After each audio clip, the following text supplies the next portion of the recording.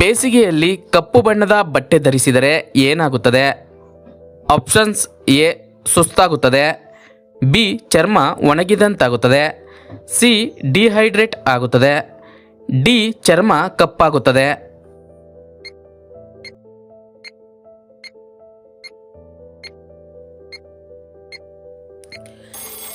ಸರಿಯಾದ ಉತ್ತರ ಮೇಲಿನ ಎಲ್ಲವೂ.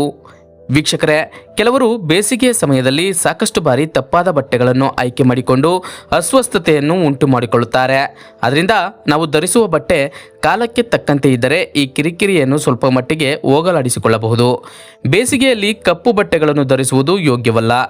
ಏಕೆಂದರೆ ಬೇಸಿಗೆಯಲ್ಲಿ ವಾತಾವರಣದಲ್ಲಿ ಹೆಚ್ಚಿನ ಶಾಖ ಇರುತ್ತದೆ ಮತ್ತು ಕಪ್ಪು ಬಟ್ಟೆಗಳು ಹೆಚ್ಚಿನ ಶಾಖವನ್ನು ಹೀರಿಕೊಳ್ಳುತ್ತವೆ. ಅದರಿಂದ ತ್ವಚೆ ಒಣಗಿದಂತಾಗುವುದು, ಕಪ್ಪಾಗುವುದು ಹಾಗೂ ಡಿಹೈಡ್ರೇಟ್ ಆಗೋದ್ರಿಂದ ದೇಹದಲ್ಲಿ ನಿಶಕ್ತಿ ಉಂಟಾಗಿ ಸುಸ್ತು ಕಾಣಿಸಿಕೊಳ್ಳುತ್ತದೆ. ಅದರಿಂದ ಬೇಸಿಗೆಯಲ್ಲಿ ಕಪ್ಪು ಬಟ್ಟೆಗಳಿಗೆ ಆದ್ಯತೆ ನೀಡಲಾಗುವುದಿಲ್ಲ. ಯಾವ ಹಣ್ಣು ಪುರುಷರ ವೀರ್ಯವನ್ನು ಹೆಚ್ಚಿಸುತ್ತದೆ? ಆಪ್ಷನ್ಸ್: ಎ ಕಿತ್ತಳೆ, ಬಿ ದ್ರಾಕ್ಷಿ, ಸಿ ನಿಂಬೆಹಣ್ಣು, ಡಿ ಸ್ಟ್ರಾಬೆರಿ.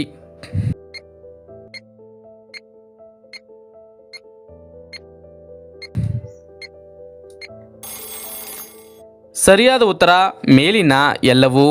ವೀಕ್ಷಕರೇ, ಕಿತ್ತಳೆ, ದ್ರಾಕ್ಷಿ ಹಣ್ಣು ಮತ್ತು ನಿಂಬೆ ಹಣ್ಣುಗಳಂತಹ ಸಿಟ್ರಸ್ ಹಣ್ಣುಗಳು ಮೈಂಡ್ ರಿಫ್ರೆಶ್ ಮಾಡೋದು ಮಾತ್ರವಲ್ಲದೆ ಪುರುಷರಿಗೆ ಅಪಾರ ಫಲವತ್ತತೆಯ ಪ್ರಯೋಜನಗಳನ್ನು ಹೊಂದಿವೆ.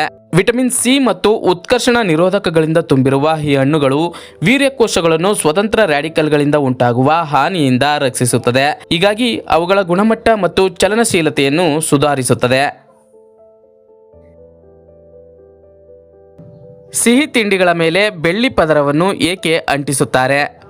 ಆಪ್ಷನ್ಸ್: ಎ ಅಲಂಕಾರಕ್ಕಾಗಿ, ಬಿ ಆರೋಗ್ಯಕ್ಕೆ ಒಳ್ಳೆಯದು, ಸಿ ತಿಂಡಿ ಹಾಳಾಗದೇ ಇರಲಿ ಎಂದು, ಡಿ ಮೇಲಿನ ಎಲ್ಲವೂ.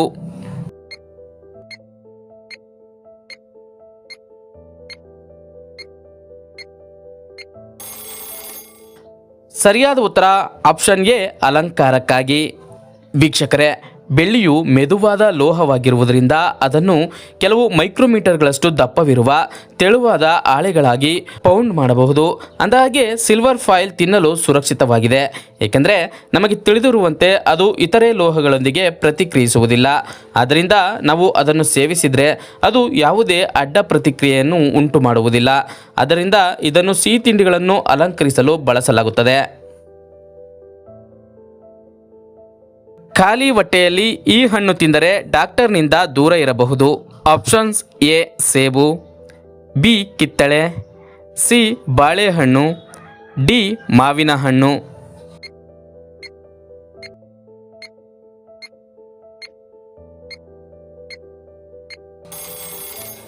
ಸರಿಯಾದ ಉತ್ತರ ಆಪ್ಷನ್ ಎ ಸೇಬು.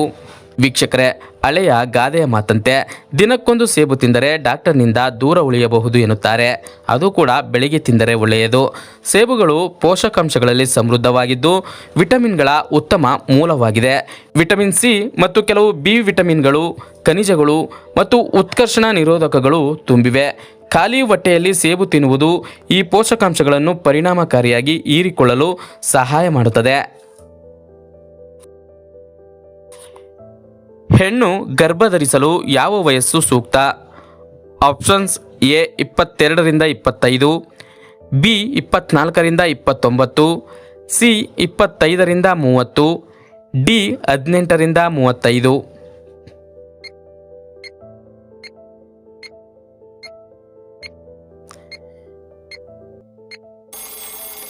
ಸರಿಯಾದ ಉತ್ತರ ಆಪ್ಷನ್ ಎ 22ರಿಂದ 25.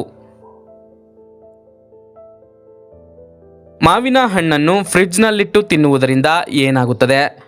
ಆಪ್ಷನ್ಸ್: ಎ ಪೌಷ್ಟಿಕಾಂಶದ ಕೊರತೆ, ಬಿ ಕೊಳೆತು ಹೋಗುತ್ತದೆ, ಸಿ ಸಿಹಿ ಕಡಿಮೆ, ಡಿ ಏನೂ ಆಗುವುದಿಲ್ಲ.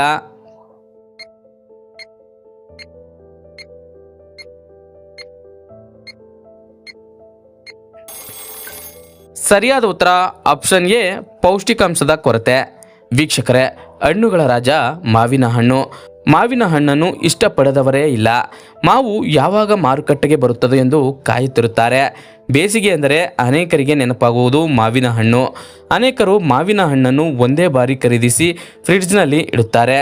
ಆದರೆ ನಾವು ಹೀಗೆ ಫ್ರಿಡ್ಜ್ನಲ್ಲಿ ಸಂಗ್ರಹಿಸಿಟ್ಟು ತಿನ್ನಬಹುದಾ ಎಂಬ ಪ್ರಶ್ನೆ ಕಾಡುತ್ತದೆ. ಅದಕ್ಕೆ ಉತ್ತರ ಇಲ್ಲಿದೆ. ಮಾವಿನ ಹಣ್ಣುಗಳನ್ನು ಫ್ರಿಡ್ಜ್ನಲ್ಲಿ ಸಂಗ್ರಹಿಸಬಹುದು, ಆದರೆ ದೀರ್ಘಕಾಲ ಇಡಬಾರದು. ಫ್ರಿಡ್ಜ್ನಲ್ಲಿ ದೀರ್ಘಕಾಲ ಇಡುವುದರಿಂದ ಮಾವಿನ ಹಣ್ಣಿನ ಪೌಷ್ಟಿಕಾಂಶದ ಮೇಲೆ ಪರಿಣಾಮ ಬೀರುತ್ತದೆ. ಇದರಿಂದಾಗಿ ದೇಹಕ್ಕೆ ಪೋಷಕಾಂಶಗಳು ಸರಿಯಾಗಿ ತಲುಪುವುದಿಲ್ಲ. ಹೇಳಬೇಕೆಂದರೆ ಇಂತಹ ಮಾವಿನ ಹಣ್ಣು ತಿಂದರೆ ಪ್ರಯೋಜನವಾಗುವುದಿಲ್ಲ ಎನ್ನುತ್ತಾರೆ ಆರೋಗ್ಯ ತಜ್ಞರು.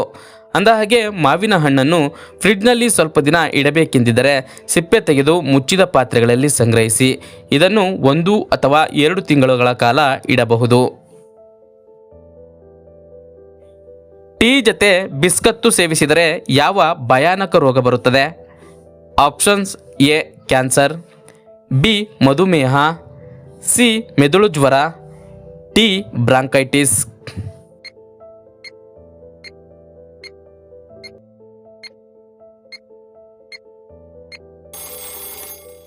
ಸರಿಯಾದ ಉತ್ತರ ಆಪ್ಷನ್ ಬಿ ಮಧುಮೇಹ. ವೀಕ್ಷಕರೇ, ಟೀ ಜೊತೆ ಬಿಸ್ಕತ್ತು ಸೇವನೆ ಸಾಮಾನ್ಯವಾಗಿದೆ. ಆದರೆ ಈ ಕಾಂಬಿನೇಷನ್ ಹಿಂದಿರುವ ಅಪಾಯ ಮಾತ್ರ ಯಾರಿಗೂ ತಿಳಿದಿಲ್ಲ. ಕೆಲವರು ಇದನ್ನು ಅಭ್ಯಾಸವಾಗಿ ಮಾಡುತ್ತಿದ್ದಾರೆ. ಆದರೆ ಪ್ರತಿದಿನ ಚಹಾದೊಂದಿಗೆ ಬಿಸ್ಕತ್ತುಗಳನ್ನು ಸೇವಿಸುವುದರಿಂದ ಆರೋಗ್ಯ ಸಮಸ್ಯೆಗಳು ಉಂಟಾಗುತ್ತವೆ. ಚಹಾ ಮತ್ತು ಬಿಸ್ಕತ್ತುಗಳಲ್ಲಿ ಸಕ್ಕರೆ ಇರುತ್ತದೆ. ಹಾಗಾಗಿ ಅವುಗಳನ್ನು ತಿಂದಾಗ ದೇಹದಲ್ಲಿ ಸಕ್ಕರೆ ಅಂಶ ಹೆಚ್ಚುತ್ತದೆ.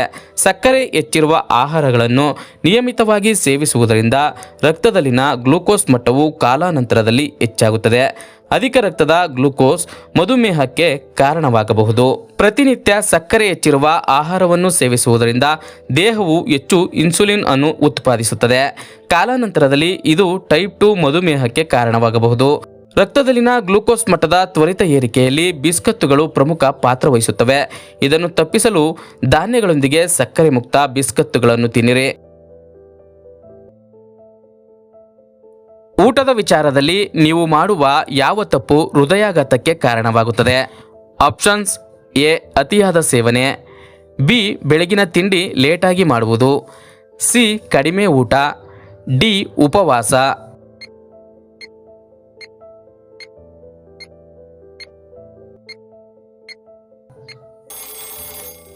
ಸರಿಯಾದ ಉತ್ತರ ಆಪ್ಷನ್ ಬಿ ಬೆಳಗಿನ ತಿಂಡಿ ಲೇಟಾಗಿ ಮಾಡುವುದು. ವೀಕ್ಷಕರೇ, ಮಾನವನಿಗೆ ಬೆಳಗಿನ ಉಪಹಾರವು ಆರೋಗ್ಯಕ್ಕೆ ಬಹಳ ಮುಖ್ಯವಾಗಿದೆ. ಬೆಳಿಗ್ಗೆ ತಿಂಡಿ ಸೇವಿಸದಿದ್ದರೆ ರಕ್ತದಲ್ಲಿನ ಗ್ಲೂಕೋಸ್ ಮಟ್ಟ ಕಡಿಮೆಯಾಗುತ್ತದೆ. ಈ ಕಾರಣದಿಂದಾಗಿ ಮೆದುಳಿಗೆ ಸಾಕಷ್ಟು ಪೋಷಕಾಂಶಗಳು ಸಿಗುವುದಿಲ್ಲ ಮತ್ತು ಚಟುವಟಿಕೆಯೂ ಕೂಡ ನಿಧಾನಗೊಳ್ಳುತ್ತದೆ. ಇದರಿಂದ ಏಕಾಗ್ರತೆ ಸಹ ಕಡಿಮೆಯಾಗುತ್ತದೆ. ಇದಲ್ಲದೆ ಅನೇಕ ಆರೋಗ್ಯ ಸಮಸ್ಯೆಗಳು ಉಂಟಾಗುವ ಸಾಧ್ಯತೆಗಳು ಸಹ ಹೆಚ್ಚು. ಆದ್ದರಿಂದ ರೋಗಗಳು ಬರದಂತೆ ತಡೆಯಲು ತಪ್ಪದೆ ಎಲ್ಲರೂ ಉಪಹಾರ ಸೇವಿಸಬೇಕು.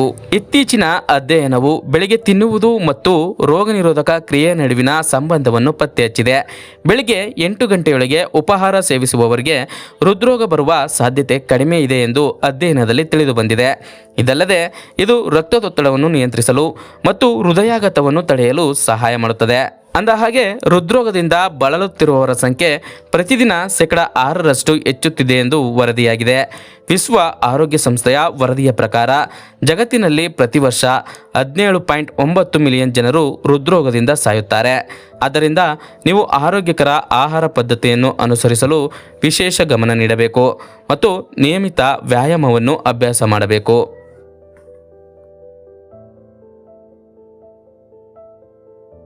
ಈ ವಿಡಿಯೋ ನಿಮಗೆ ಇಷ್ಟವಾಗಿದ್ದರೆ ಒಂದು ಲೈಕ್ ಮಾಡಿ ಹಾಗೂ ನಿಮ್ಮ ಅನಿಸಿಕೆಯನ್ನು ಕಮೆಂಟ್ ಬಾಕ್ಸ್ನಲ್ಲಿ ತಿಳಿಸಿ ಹಾಗೂ ನಮ್ಮ ಚಾನಲ್ಗೆ ಸಬ್ಸ್ಕ್ರೈಬ್ ಆಗಿ.